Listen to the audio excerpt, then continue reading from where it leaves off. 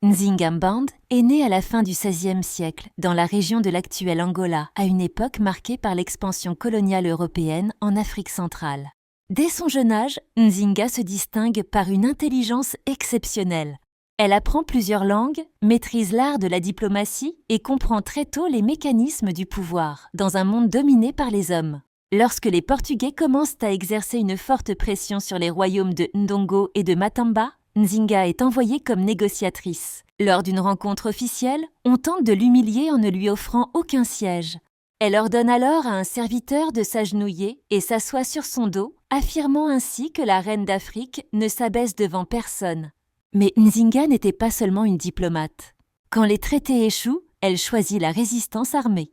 Elle organise une armée, adopte des stratégies de guérilla et frappe l'ennemi, là où il ne l'attend pas. Elle change d'alliance avec pragmatisme, s'unit parfois à d'autres peuples africains, parfois aux ennemis de ses ennemis, non par loyauté idéologique, mais pour préserver l'indépendance de son peuple et de son territoire. Nzinga se convertit temporairement au christianisme comme stratégie politique, avant de revenir aux traditions africaines lorsque le contexte change, prouvant qu'elle utilisait la religion et la politique comme des outils de pouvoir, et non comme des chaînes. Elle règne sur le royaume de Matamba pendant plus de 40 ans, maintenant son indépendance à une époque où de nombreux royaumes africains tombent sous domination étrangère. Nzinga meurt à près de 80 ans, laissant derrière elle l'image d'une reine stratège, d'une résistante et d'un symbole intemporel de la force et de l'intelligence africaine.